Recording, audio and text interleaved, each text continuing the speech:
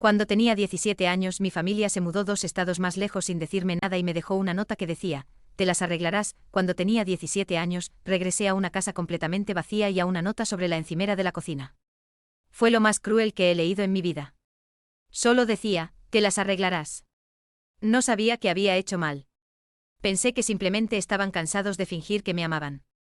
Pero la verdad era que nunca habían fingido. Cuando tenía 13 años, hice sola un pastel de cumpleaños para mi mamá, y ella lo llamó grumoso. A los 15 ayudé a mi hermano a estudiar para los exámenes finales y, mientras tanto, me llamaba sabelotodo y me cerraba la puerta en la cara. A los 16, le di todo mi sueldo a mi papá para que pudiera pagar las cuentas, pero luego me gritó cuando lo mencioné más tarde después de decir que yo era inútil. Siempre fui útil, pero nunca amada. Mis padres y mi hermano, mi única familia, empacaron y se mudaron 2 estados más lejos sin decirme nada. Me enteré por el arrendador una semana después. Tenía una semana para irme porque habían cancelado el contrato de alquiler antes de tiempo. Dormí en casa de un amigo durante 3 noches hasta que me quedé sin lugares donde ir. Finalmente dormía en la parte trasera de una unidad de almacenamiento que alquilé con lo último de mis ahorros. Me colaba para ducharme en la Inca, comía mantequilla de maní con una cuchara para el desayuno, el almuerzo y la cena, solicitaba trabajos en las computadoras gratuitas de la biblioteca y fingía que todo estaba bien. Eventualmente conseguí trabajo como mesera en un restaurante nocturno. La gerente era ruda pero justa. Me pagaba en efectivo por debajo de la mesa hasta que pude obtener una identificación. Una vez me dejó dormir una siesta en la sala de descanso cuando casi me desmayé de agotamiento. Me abrí paso a la fuerza. Compré un teléfono prepago, guardé cada recibo, vi tutoriales gratuitos de YouTube sobre finanzas y establecimiento de metas. El primer año apenas sobreviví, pero lo logré. El punto de inflexión llegó cuando un cliente habitual del restaurante me ofreció un trabajo temporal limpiando archivos de oficina. Pagaba el triple de lo que ganaba sirviendo mesas. Dije que sí. Ese trabajo llevó a otro y a otro. Aprendí rápido, llegaba temprano y hacía preguntas. A los 22 años trabajaba como freelance a tiempo completo. A los 25 lancé un negocio de consultoría, solo yo, una mesa plegable y una computadora prestada. A los 27 tenía 5 contratistas a mi cargo, mi propia oficina y una cartera de clientes que incluía empresas con las que antes solo soñaba.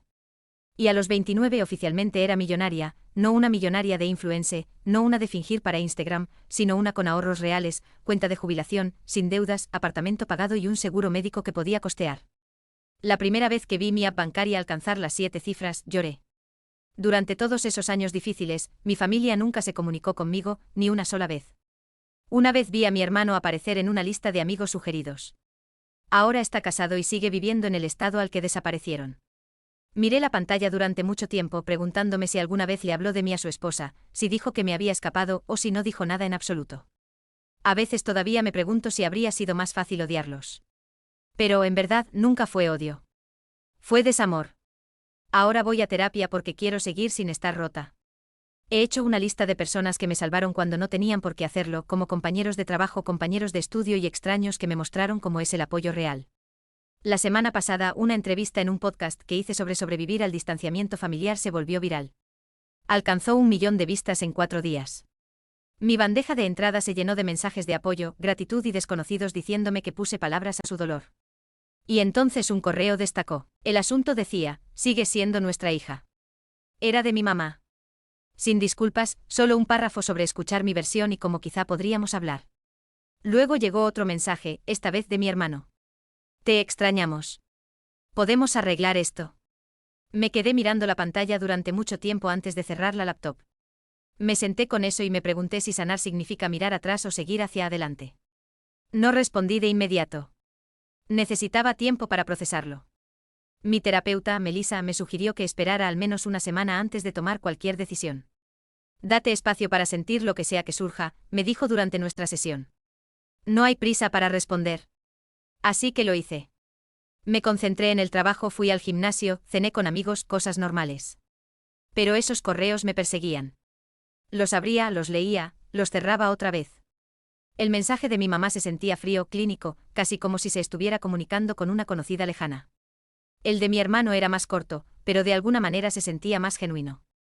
No podía dejar de pensar en ellos. Después de 10 días, decidí responderle primero a mi hermano. Algo simple. Escribí: han pasado 12 años, ¿qué cambió? Y presioné enviar antes de pensarlo demasiado. Su respuesta llegó en 1 hora. Dijo que el podcast le hizo darse cuenta de lo que habían hecho. Afirmó que solo tenía 15 años cuando me dejaron, que no tenía opción, que siempre se había preguntado por mí, que me había buscado en línea algunas veces a lo largo de los años pero que nunca tuvo el valor de comunicarse, que verme exitosa lo hizo sentirse orgulloso. No le creí del todo. Si estaba tan preocupado, ¿por qué esperar hasta que yo fuera públicamente exitosa? Se lo pregunté exactamente así. Su siguiente correo fue más largo. Admitió que el dinero estaba ajustado para ellos, que el negocio de mis padres había fracasado, que su esposa estaba embarazada de su segundo hijo y que las cuentas médicas se estaban acumulando. Sentí que el estómago se me hundía. Ahí estaba, la verdadera razón. No respondí durante otra semana. Entonces mi mamá envió un correo de seguimiento con fotos familiares antiguas adjuntas, fotos mías de bebé, fotos de nosotros en la playa cuando yo tenía quizá 5 o 6 años, fotos de Michael y yo construyendo un muñeco de nieve, momentos felices que parecían pertenecer a la vida de otra persona. Al final del correo escribió: cometimos errores. Queremos enmendarlos.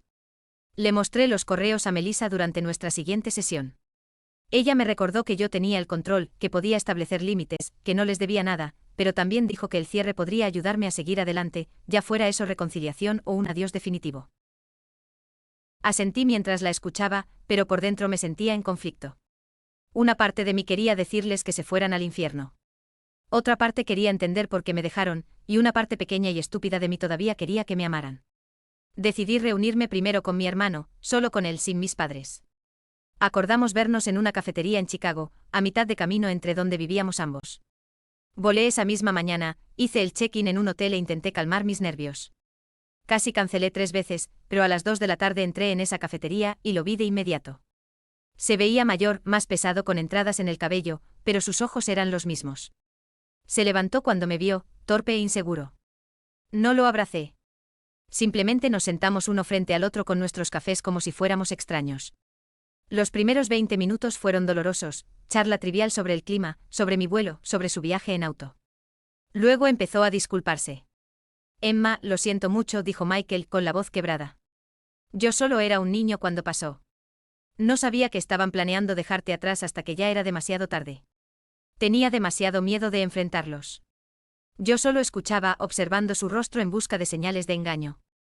Parecía sincero, pero ya me habían engañado antes.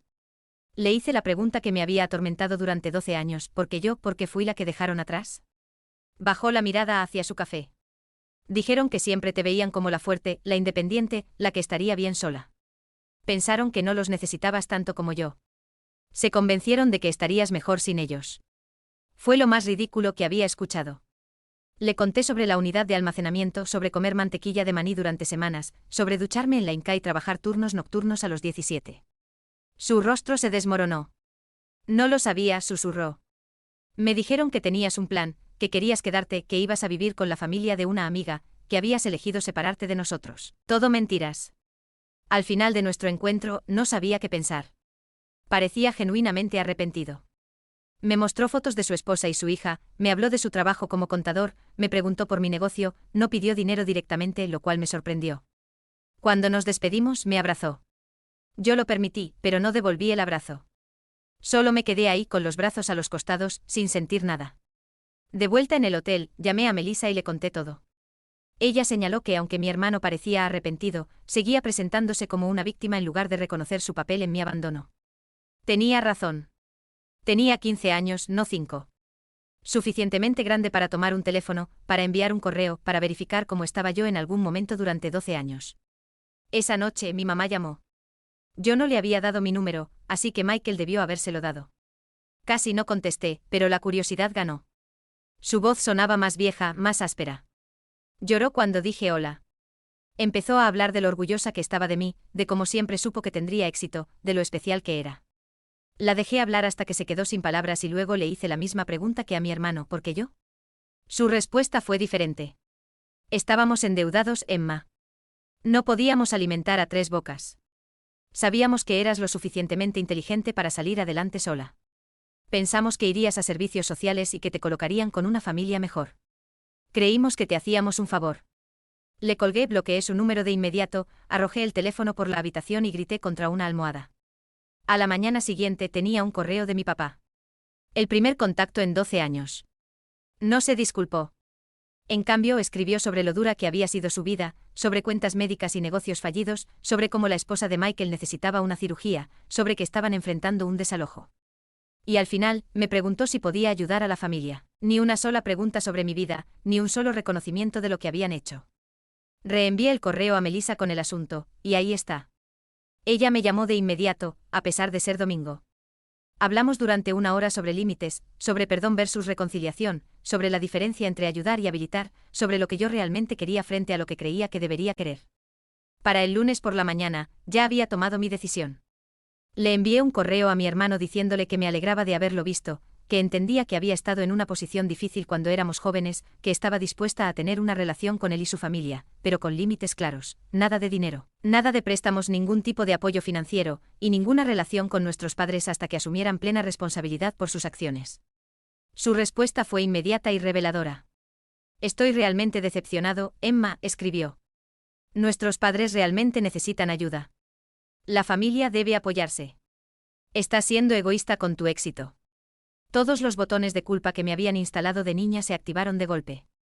No respondí. En su lugar, reservé una cita con Melissa y unas vacaciones a Bali. Necesitaba espacio para procesarlo todo. 3 días después, Michael llamó y dejó un mensaje de voz disculpándose por su correo.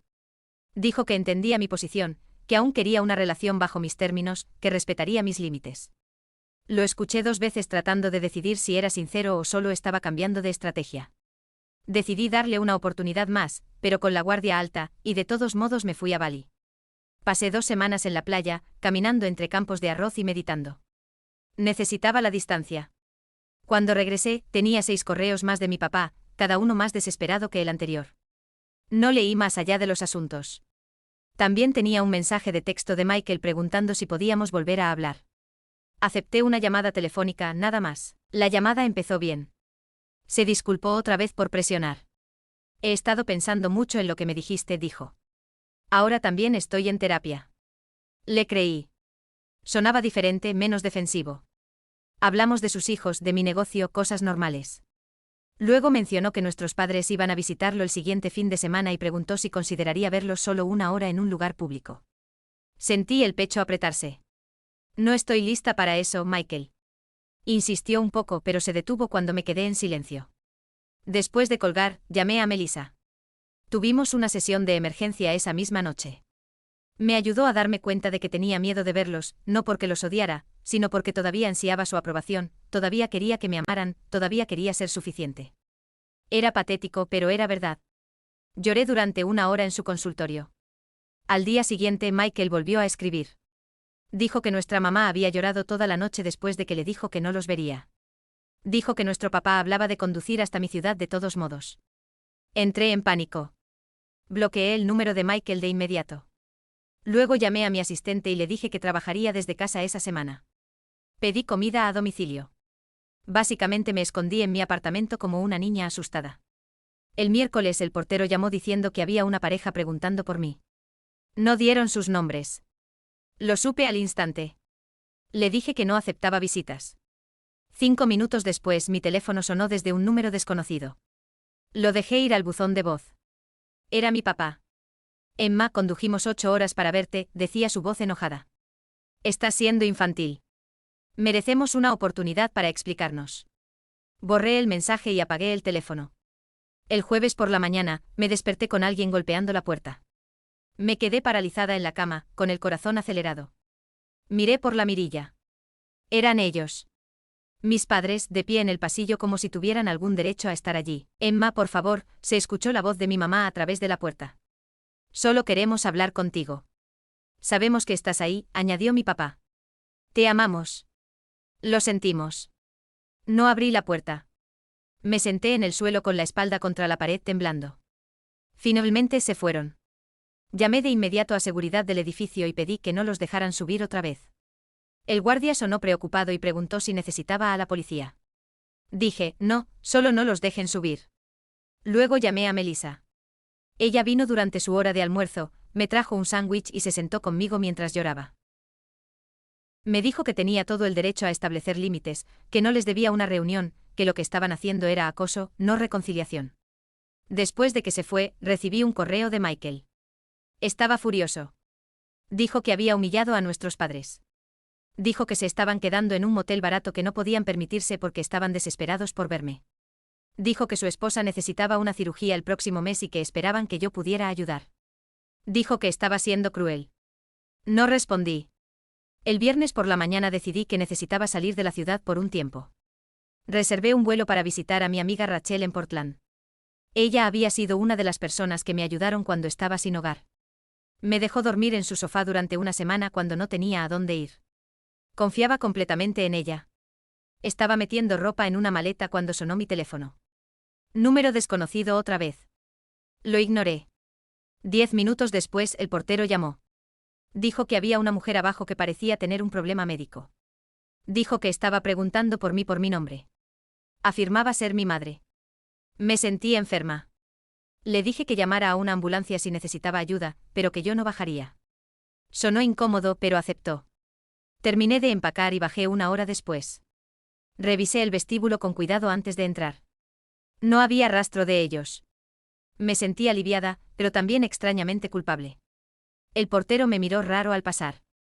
Me dijo que la ambulancia había llegado, que la mujer tenía dolores en el pecho y que la habían llevado al hospital Memorial. Asentí y salí apresuradamente hacia mi Uber que me esperaba. En el aeropuerto, recibí otra llamada de Michael. Casi no contesté, pero algo me hizo atender. Mamá tuvo un ataque al corazón. Estaba llorando. Está en cirugía. Esto es tu culpa por estresarla. Le colgué y llamé a Melissa en su lugar. Contestó de inmediato. Le conté lo que pasó, le pregunté si era una persona terrible. Emma, escúchame, dijo con firmeza, no eres responsable de la salud de tu madre. Esto se siente como otra táctica de manipulación. Súbete al avión y cuídate. Lo hice. Pasé el fin de semana con Rachel. Le conté todo. Ella recordaba cuando mi familia me abandonó. Recordaba lo destrozada que yo estaba. Estaba furiosa por mí. No merecen ni un minuto de tu tiempo, dijo sirviéndome otra copa de vino. No después de lo que te hicieron. Se sintió bien tener a alguien tan firmemente de mi lado. El domingo por la noche recibí un correo de mi padre. Mi mamá estaba estable. Le habían colocado un stent. Sería dada de alta el martes. El correo terminaba con, está preguntando por ti, ¿no crees que ya nos has castigado suficiente? Se lo mostré a Rachel. Puso los ojos en blanco tan fuerte que pensé que se le quedarían así. Me dijo que eso era chantaje emocional de manual. Sabía que tenía razón, pero una parte de mí todavía se sentía responsable. Volví a casa el lunes y encontré flores fuera de la puerta de mi apartamento. La tarjeta decía, por favor llámanos. Nos quedamos en el Holiday Inn hasta el miércoles. Sin disculpas, sin reconocimiento de límites, solo otra exigencia. Tiré las flores por el conducto de basura. El martes por la mañana, recibí un mensaje de texto de un número desconocido. Era una foto de mi mamá en una cama de hospital, pálida y pequeña. El mensaje decía que quizá no le quedaba mucho tiempo. ¿De verdad quieres vivir con este arrepentimiento? Bloqueé el número y llamé a Melissa. Ella sugirió que me tomara un descanso de las redes sociales, que cambiara mi número, que quizá me quedara con una amiga por un tiempo. Acepté. Llamé a mi asistente y le dije que trabajaría de forma remota durante 2 semanas. Empaqué otra maleta. Antes de poder irme, el portero volvió a llamar. Dijo que había una mujer joven abajo preguntando por mí. Dijo que tenía un niño pequeño con ella. Dijo que afirmaba ser mi cuñada. Me sentí acorralada. Esta gente no iba a parar. Le dije al portero que la subiera. Decidí enfrentar esto de frente. La mujer que llamó a mi puerta se veía exhausta. Tenía ojeras profundas. Sostenía a una niña dormida sobre su hombro. Soy Jenny, dijo en voz baja. La esposa de Michael. Vine sola porque quería hablar contigo sin drama familiar. La dejé entrar a regañadientes. Le ofrecí agua. La aceptó agradecida. Jenny puso a su hija dormida en mi sofá, acomodándole una manta. Luego se sentó en la mesa de mi cocina y empezó a hablar. Solo supe de ti hace 3 años, admitió. Michael me dijo que te habías escapado a los 17.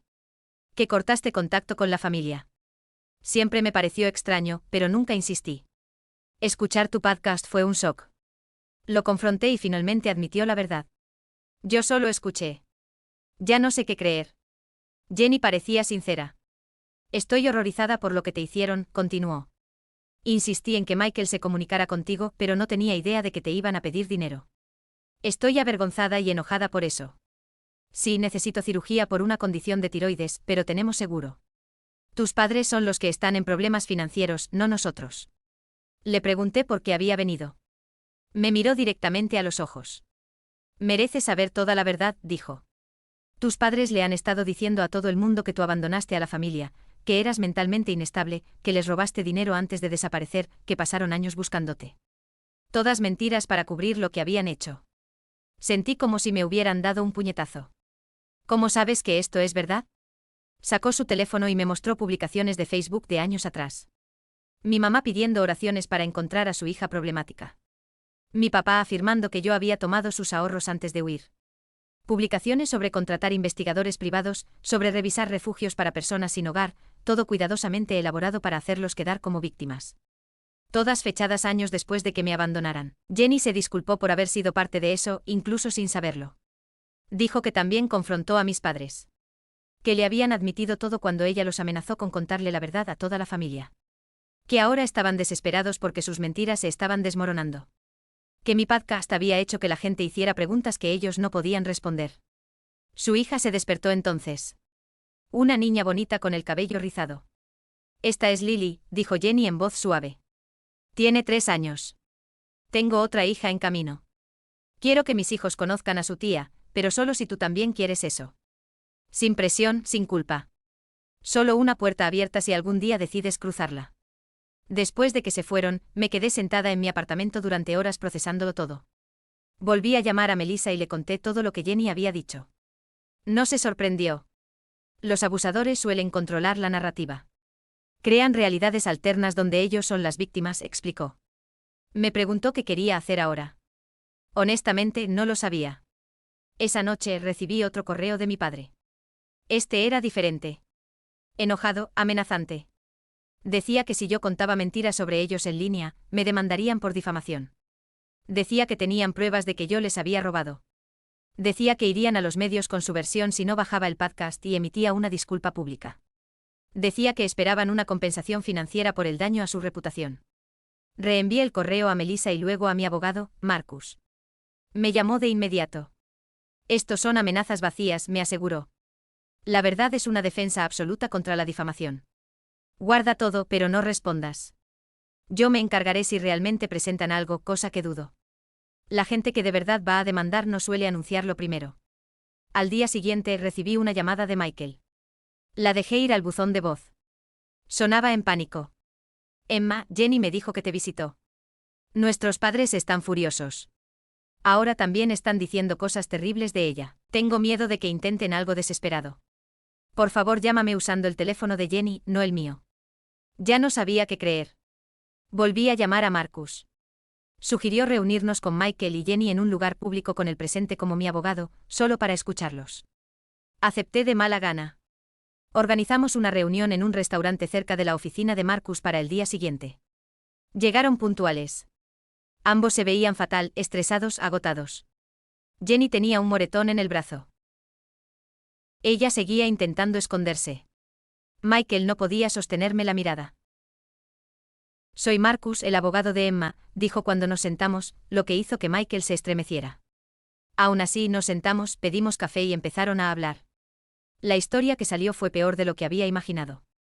Mis padres habían estado viviendo a costa de Michael durante años, entrando y saliendo de su casa, pidiéndole dinero para supuestas emergencias, cuidando a sus hijos mientras criticaban constantemente su forma de criarlos. Cuando Jenny los enfrentó por lo que habían hecho conmigo, mi padre le agarró el brazo con tanta fuerza que le dejó marcas. Michael los echó de la casa. Desde entonces se estaban quedando en un motel, llamándolo sin parar y apareciendo en su trabajo. Escuché sin interrumpir, viendo a mi hermano derrumbarse mientras describía cómo nuestros padres lo habían controlado toda su vida.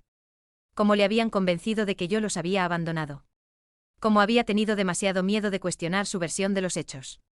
Cómo había estado atrapado durante 12 años en su red de manipulación y mentiras. Cómo tenía terror de que le hicieran daño a Jenny o a los niños.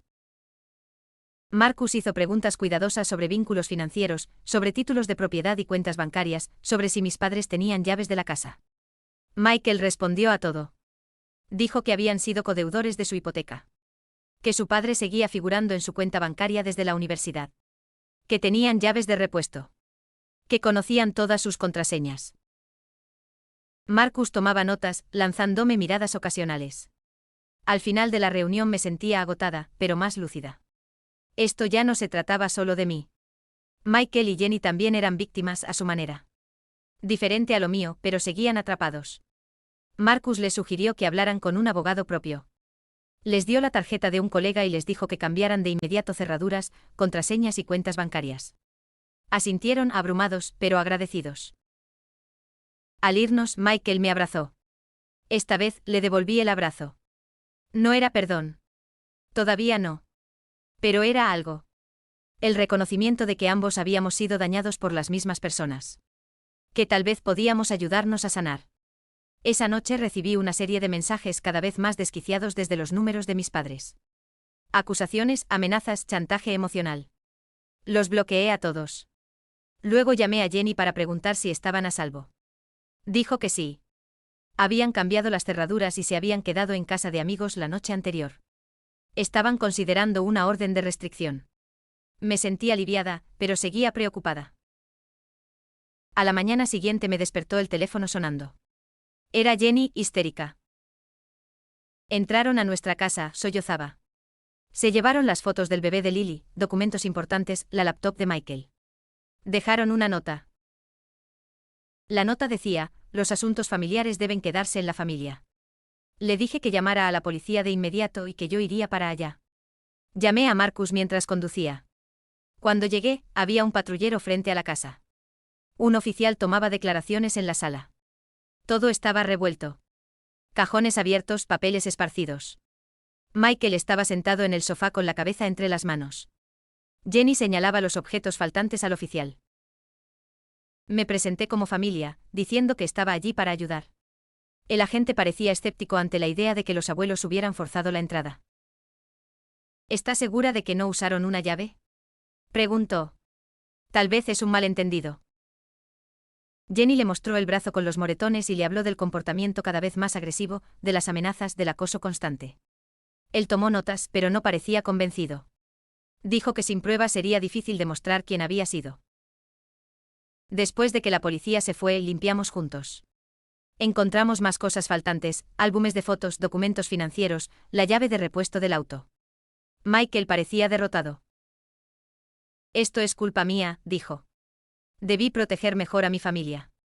Debí haberme enfrentado a ellos hace años. Debí buscarte más. No lo contradije, pero tampoco lo castigué más. Ya habíamos superado ese punto. Marcus llegó cuando estábamos terminando. Miró alrededor con expresión grave. Dijo que esto lo cambiaba todo.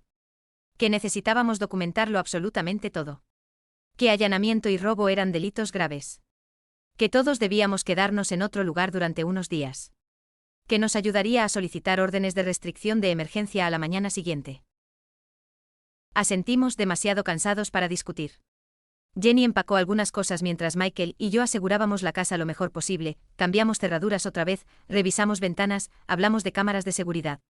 Era surrealista tomar estas precauciones contra nuestros propios padres, pero también era necesario. Habían cruzado una línea imposible de deshacer. Cuando nos íbamos, Michael recibió un mensaje de nuestro padre. Solo 3 palabras. Los estamos vigilando. Me mostró el teléfono con las manos temblando.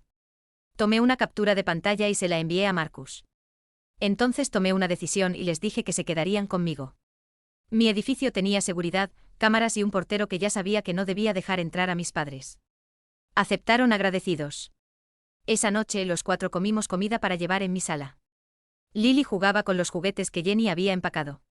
Hablamos en voz baja sobre los próximos pasos, órdenes de restricción, denuncias policiales, cambiar números de teléfono y correos electrónicos, quizá mudarse a otra casa, cómo protegerse a largo plazo. No era la reunión familiar que alguna vez imaginé. Estaba sentada con el hermano que permitió que me abandonaran, su esposa que había creído mentiras sobre mí, y su hija, completamente inocente en todo esto. Pero de alguna manera se sentía bien. Como si por fin estuviéramos enfrentando la verdad juntos. Como si tal vez, solo tal vez, pudiéramos construir algo nuevo a partir de las cenizas de lo que nuestros padres habían destruido. A la mañana siguiente, Marcus llamó. Dijo que había presentado órdenes de restricción de emergencia para todos nosotros. Que tendríamos que comparecer ante un juez la semana siguiente para hacerlas permanentes. Que también había informado del allanamiento a un detective que se lo estaba tomando más en serio que los agentes iniciales. Que debíamos permanecer juntos hasta que todo se resolviera. Acepté. Llamé a mi asistente y le dije que trabajaría desde casa por tiempo indefinido. Emergencia familiar. Lo entendió y reorganizó mi agenda. Preparé un espacio de trabajo en la habitación de invitados para Michael, que también necesitaba trabajar a distancia. Jenny y Lily se adueñaron de la sala, construyendo fuertes con almohadas y viendo dibujos animados. Era extraño tener gente en mi espacio. Había vivido sola durante años. Me gustaban mis rutinas silenciosas, las encimeras limpias, el fregadero vacío. Pero también había algo reconfortante en el ruido. En la risa de Lily.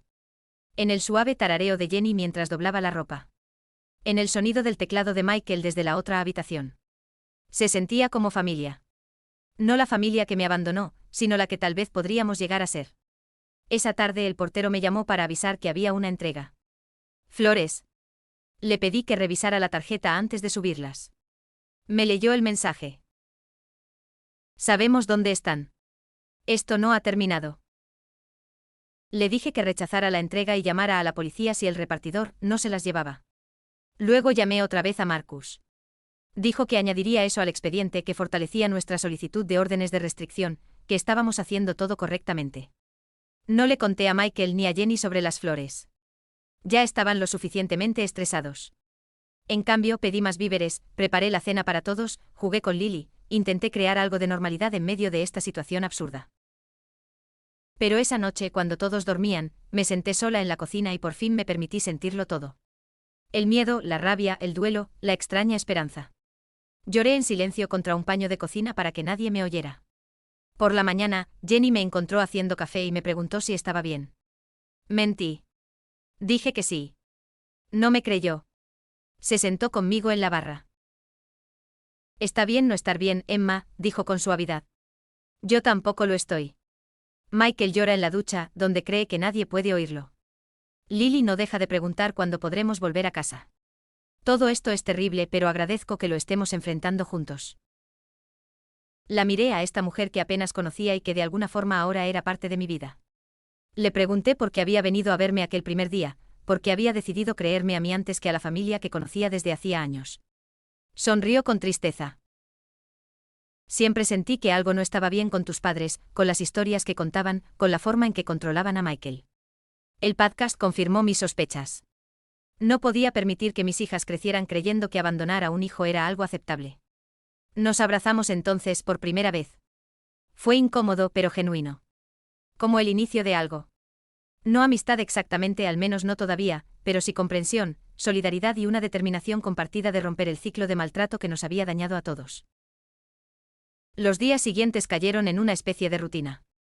Trabajar, cocinar, jugar con Lily, mantener contacto con Marcus, sobresaltarnos con ruidos inesperados, estremecernos cada vez que sonaba un teléfono, vivir en un limbo extraño entre la normalidad doméstica y una tensión constante. Estábamos a salvo pero no en paz. Juntos pero aún sanando. Familia, todavía aprendiendo qué significaba eso. El viernes Marcus llamó con noticias. El detective había encontrado pruebas.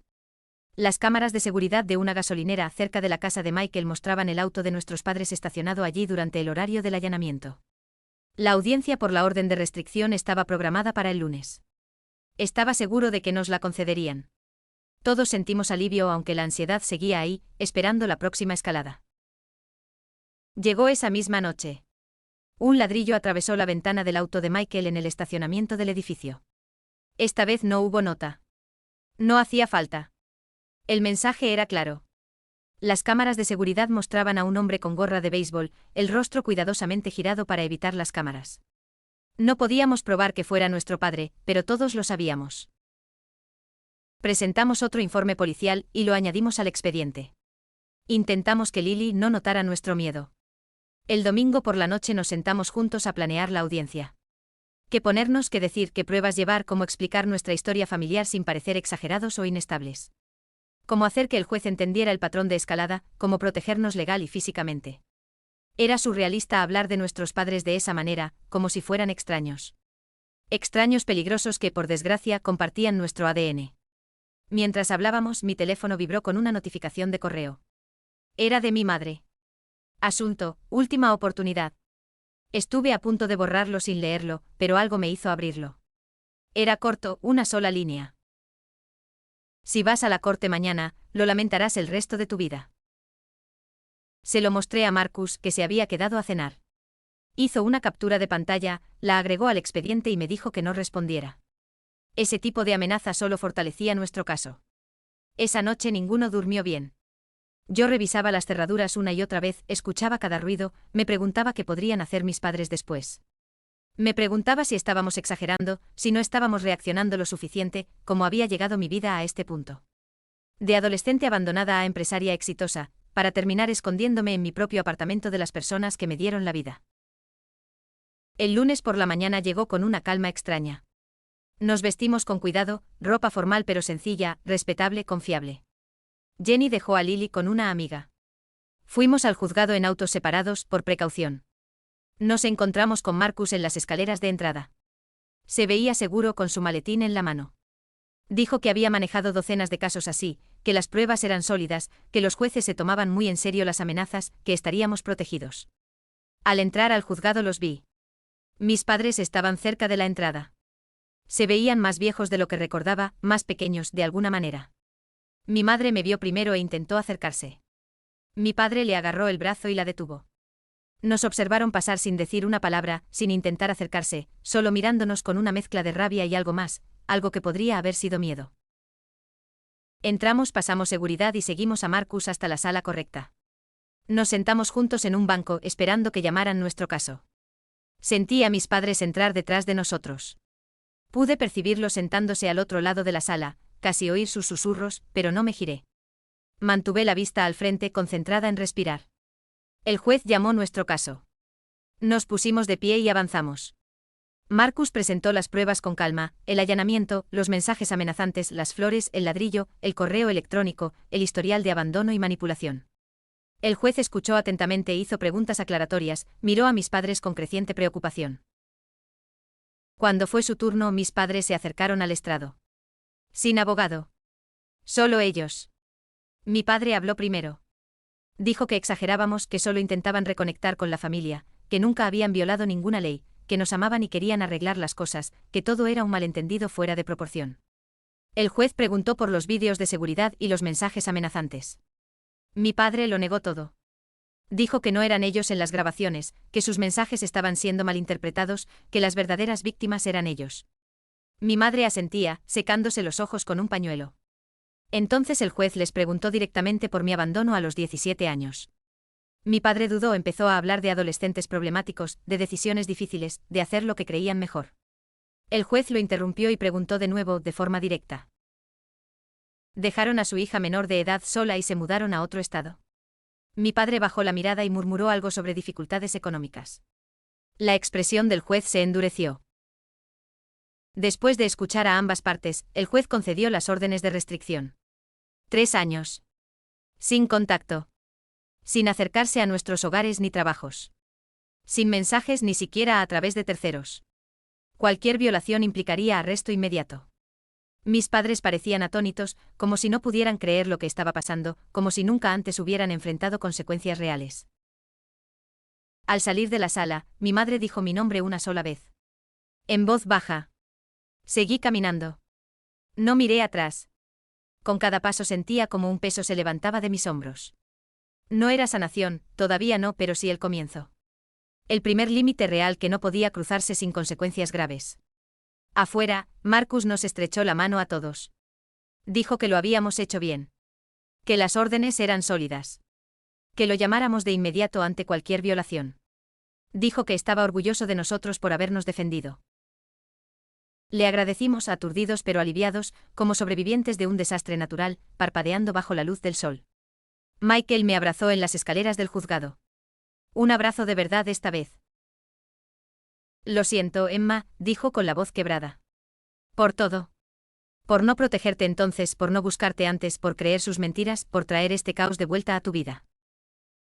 Lo abracé de vuelta y le dije que íbamos a estar bien, que ahora nos teníamos el uno al otro, que podíamos construir algo nuevo, algo mejor. Mientras caminábamos hacia los autos, sentí vibrar el teléfono. Un mensaje de un número desconocido. Estuve a punto de no abrirlo, pero cuando lo hice sentí un escalofrío. Era una foto de Lily jugando en el patio trasero de la casa de su amiga, inconsciente de que la estaban observando. Debajo solo 4 palabras. Esto aún no ha terminado. Se lo mostré a Michael de inmediato. Su rostro se quedó pálido. Llamó a Jenny, que ya iba camino a recoger a Lily. Les dije que nos encontráramos en mi apartamento. Luego llamé a Marcus desde el auto con las manos temblando tanto que apenas podía sostener el teléfono. Me dijo que le reenviara el mensaje y que condujera directo a casa. Que llamaría a la policía y se reuniría con nosotros allí. Que esto era una violación clara de la orden de restricción. Que me mantuviera calmada, pero alerta. El trayecto de regreso se sintió eterno. Revisaba los espejos constantemente paranoica pensando que mis padres me seguían. Cuando por fin entré al estacionamiento de mi edificio, me quedé sentada en el auto un minuto, respirando, tratando de recomponerme antes de enfrentar a Michael y Jenny. Ellos necesitaban que yo fuera fuerte en ese momento. Ya estaban en mi apartamento. Jenny abrazaba a Lily como si pudiera desaparecer. La pobre niña se veía confundida y asustada. Michael caminaba de un lado a otro pasándose las manos por el cabello una y otra vez. Les mostré el mensaje. Jenny empezó a llorar, diciendo que habían estado vigilando a su bebé, que nunca se lo perdonaría si algo le pasaba a Lily. Michael los rodeó a ambas con los brazos, con una determinación que nunca le había visto. Marcus llegó 20 minutos después con 2 policías. Tomaron declaraciones, revisaron el mensaje, hicieron algunas llamadas. Dijeron que enviarían una patrulla a la casa de la amiga para revisar la zona, que intentarían rastrear el número, que aumentarían la vigilancia alrededor de mi edificio. Dijeron todas las cosas correctas. Pero yo podía notar que no entendían del todo lo peligrosos que podían ser mis padres, lo impredecibles, lo desesperados. Después de que la policía se fue, nos sentamos en la sala intentando decidir qué hacer a continuación. Jenny sugirió ir a un hotel usando nombres diferentes. Michael pensó que deberíamos conducir hasta la casa de un primo suyo, a varios estados de distancia. Yo solo me quedé sentada, cada vez más enfadada por minuto. Esto era una completa estupidez. Habíamos hecho todo bien. Seguimos todos los canales legales, obtuvimos órdenes de restricción y aún así seguían aterrorizándonos, seguían controlando nuestras vidas a través del miedo. Me levanté de golpe. Ya no voy a huir, dije. Se acabó esconderme, se acabó dejar que ellos dicten cómo vivo mi vida.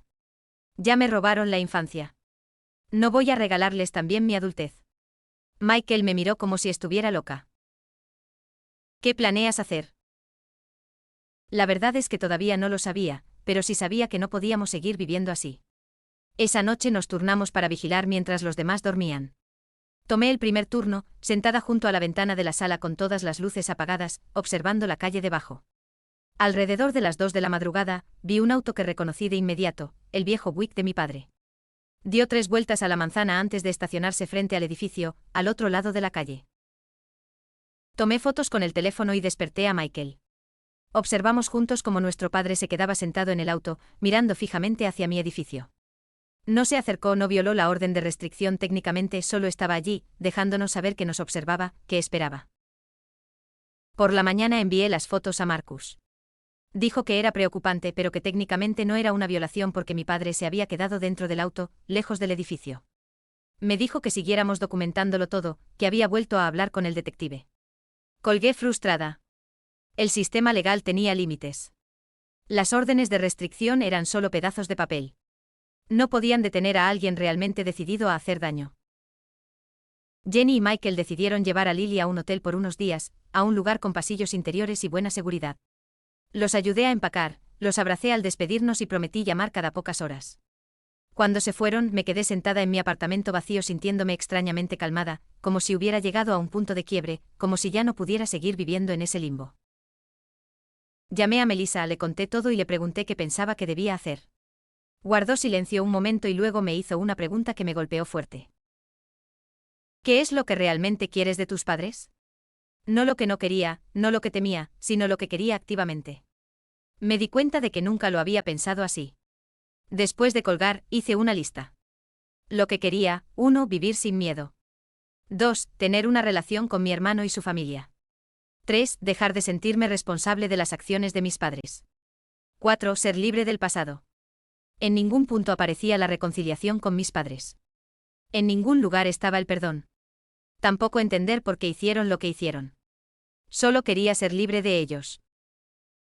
Esa tarde hice algo loco. Les envié un correo a mis padres. Un mensaje corto. Sé que están vigilando mi edificio. Sé que no van a detenerse, así que hablemos una última vez. Mañana al mediodía. La cafetería de la calle 8. Solo yo. Sin policías ni abogados. Después de eso, nos dejan en paz para siempre. Presioné enviar antes de poder arrepentirme. No se lo dije a Michael ni a Jenny. Tampoco a Marcus ni a Melissa. Esto era algo que necesitaba hacer por mí y para mí. No era tan ingenua como para pensar que mis padres se volverían personas razonables de repente, pero necesitaba enfrentarlos en mis términos. Decir lo que tenía que decir. Terminar este ciclo de una vez por todas. Mi padre respondió en minutos: allí estaremos. Sin amenazas, sin culpa, solo confirmación. Pasé el resto del día preparándome, no físicamente sino mentalmente, pensando en lo que quería decir, en lo que necesitaba que escucharan, en los límites que debía establecer. Dormí sorprendentemente bien esa noche, como si tomar una decisión hubiera levantado un peso de encima. A la mañana siguiente me vestí con cuidado, no para impresionarlos, sino para sentirme fuerte y segura. Tomé un Uber hasta la cafetería y llegué 15 minutos antes. Elegí una mesa en la esquina del fondo, desde donde podía ver la puerta sin ser visible desde afuera. Pedí un café que realmente no quería y me quedé esperando, sorprendentemente tranquila. Llegaron exactamente al mediodía. Se veían más viejos que en la corte, más cansados. Mi madre me vio primero y le dio un codazo a mi padre. Se acercaron despacio, como si se aproximaran a un animal salvaje que podría huir. Se sentaron frente a mí sin decir nada. Nos observamos durante un largo momento. Estos extraños que eran mis padres, estas personas que me habían moldeado de formas que nunca comprenderían. Hablé primero. No llamé a esta reunión para reconciliarnos, ni para darles dinero, ni para escuchar excusas. La llamé para que entiendan una sola cosa. Se acabó. Perdieron. No solo el caso en la corte. Me perdieron a mí, perdieron a Michael, perdieron a sus nietos, perdieron cualquier oportunidad de ser parte de nuestras vidas. Y si no pueden aceptar eso, si siguen acosándonos, amenazándonos, intentando forzar su regreso, los destruiré. Mi padre intentó interrumpirme. Levanté la mano. No he terminado. Saqué el teléfono y les mostré capturas de pantalla de todos sus mensajes amenazantes, la foto de Lily, los correos electrónicos. He enviado copias a todas las personas en sus vidas, hermanos, iglesia, vecinos, empleadores. A todos. Todavía no, pero lo haré si vuelven a contactar a cualquiera de nosotros. Si se acercan a nuestras casas, si siquiera mencionan nuestros nombres a alguien. Mi madre empezó a llorar. Solo queremos a nuestra familia de vuelta. Cometimos errores, pero merecemos otra oportunidad. Estamos envejeciendo y no queremos morir solos. La miré durante un largo momento. Deberían haber pensado en eso antes de abandonar a su hija de 17 años, antes de mentirle a todos sobre lo que hicieron, antes de entrar a la casa de Michael, antes de amenazar a su propia nieta. Mi padre se enfureció. Eres una ingrata. Siempre has sido difícil. Le diste la espalda a tu familia. Le diste la espalda a tu hermano. Nos debes por haberte criado. Me reí. De verdad me reí en su cara. ¿De verdad crees que mereces gratitud por hacer lo mínimo como padre durante 17 años antes de abandonarme por completo? ¿Crees que tu crianza fue tan ejemplar que debería darte las gracias por ella? No tuvo respuesta. Se quedó ahí, rojo de ira y en silencio. Mi madre seguía llorando, pero yo no sentía nada. Ni culpa ni pena. Solo una claridad fría. Estas personas nunca iban a cambiar, nunca iban a asumir responsabilidad, nunca iban a ser los padres que yo merecía. Me levanté para irme. Esta es su última advertencia. La próxima vez que violen la orden de restricción, no solo llamaré a la policía. Me aseguraré de que todos los que conocen entiendan exactamente qué clase de personas son. Tengo los recursos para hacerles la vida muy difícil si me obligan.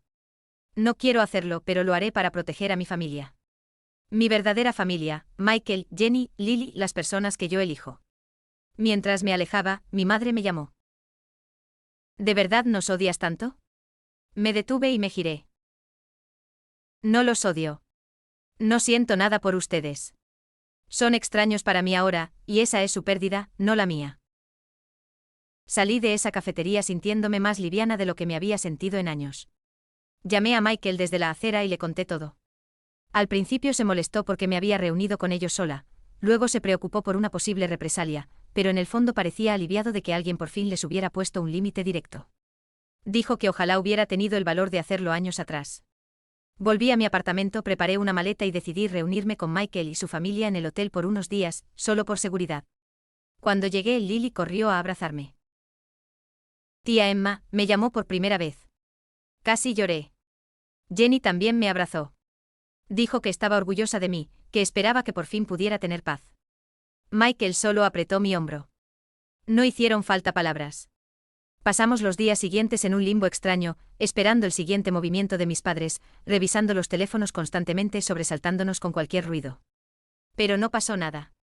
Ni llamadas, ni mensajes, ni correos, ni avistamientos de su auto. Solo silencio. Después de una semana, Michael y Jenny decidieron volver a casa. Cambiaron todas las cerraduras otra vez, instalaron cámaras de seguridad, hicieron planes para poner su casa en venta y comenzaron a buscar lugares más cerca de mi ciudad. Yo también regresé a mi apartamento. De vuelta al trabajo, de vuelta a algo parecido a una vida normal. Pasaron 2 semanas, luego un mes. No hubo noticias de mis padres. Marcus se mantenía en contacto con regularidad. Dijo que el detective había confirmado que habían regresado a su estado de origen. Que las órdenes de restricción seguían vigentes. Que debíamos mantenernos alerta, pero intentar seguir adelante con nuestras vidas. Poco a poco lo hicimos. Michael consiguió un nuevo trabajo en mi ciudad. Jenny inscribió a Lily en el preescolar. Compraron una casa a 20 minutos de mi apartamento. Empezamos a cenar juntos todos los domingos. Comenzamos a construir nuevas tradiciones, nuevos recuerdos. Un nuevo tipo de familia basada en la elección y no en la obligación. Yo seguía esperando sentir algo respecto a mis padres. Tal vez duelo, culpa o rabia. Pero lo que sentía, sobre todo, era alivio. Como si por fin hubiera dejado caer un peso enorme que cargaba desde los 17 años. Como si al fin pudiera concentrarme en el futuro en lugar de quedarme atrapada en el pasado. 6 meses después del enfrentamiento en la cafetería, recibí una carta que Marcus me hizo llegar para mantener mi dirección en privado y lejos de mi madre. Casi no la abrí. Estuve a punto de tirarla sin leerla. Pero la curiosidad ganó. Era corta, apenas unos párrafos. Esta vez no había excusas ni exigencias. Solo un reconocimiento de que me habían herido profundamente, de que habían fallado como padres, de que entendían por qué yo no quería tener contacto con ellos, de que estaban yendo a terapia, de que respetarían las órdenes de restricción, y de que esperaban que algún día yo estuviera dispuesta a escuchar una disculpa adecuada, pero que entendían si ese día nunca llegaba. Se la mostré a Michael. Él recibió una carta similar. Esa noche, durante la cena, hablamos de ello. De si era sincero. De si cambiaba algo. De si alguna vez podríamos volver a confiar en ellos. No llegamos a ninguna conclusión. Solo acordamos ir día a día, priorizar nuestra sanación y proteger a la familia que estábamos construyendo. Guardo la carta en el cajón de mi escritorio. No porque esté lista para perdonar, ni porque quiera reconciliación, sino porque representa algo importante. Mis padres, por primera vez, reconociendo mi derecho a poner límites. Mi derecho a elegir a quién permito en mi vida. Mi derecho a definir qué es familia según mis propios términos. La semana pasada fue el 4º cumpleaños de Lily. Michael y Jenny me invitaron a ayudar a planear la fiesta. La hicimos en mi apartamento. Globos por todas partes. Un pastel que pedí en una pastelería elegante. Regalos amontonados sobre la mesa de la sala. Lily corriendo con un vestido de princesa, riendo. Jenny tomando fotos. Michael asando carne en mi balcón. Amigos entrando y saliendo durante todo el día.